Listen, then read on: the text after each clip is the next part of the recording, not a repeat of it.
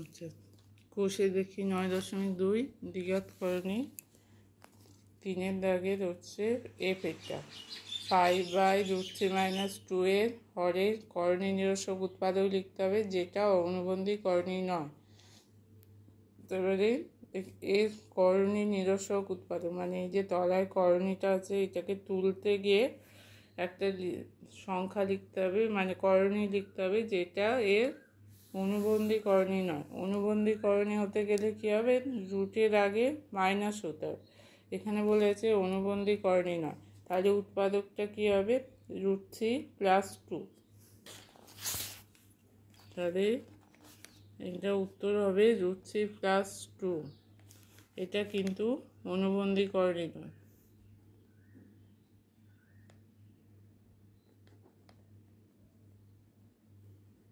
এটা দিয়ে √3 + 2কে এটা দিয়ে গুণ করতে হবে। তাহলে √3 + 2 দিয়ে হরকে গুণ করলে এর করণীটা উঠে যাবে।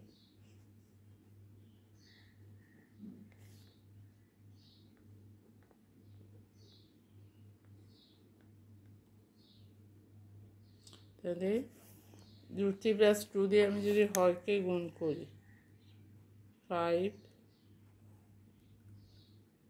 √3 - 2 ইন্টু √3 + 2, তাহলে 5 √3² মানে 3 - 2 সমান হয়ে যাবে 5/1।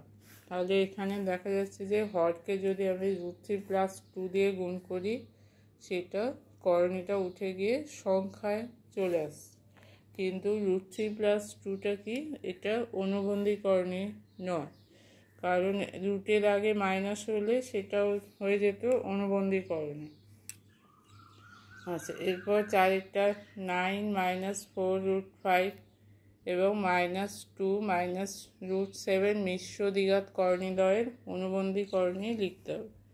তাহলে 9 - 4√5 এর অনুবন্ধী করণী কী হবে, অনুবন্ধী করণী মানে রুট করণী যেটা আছে তার চিহ্নটা পাল্টাবে। এখানে করণী দেওয়ার আগে কি আছে, মাইনাস, তাহলে এর অনুবন্ধী করণী হবে কি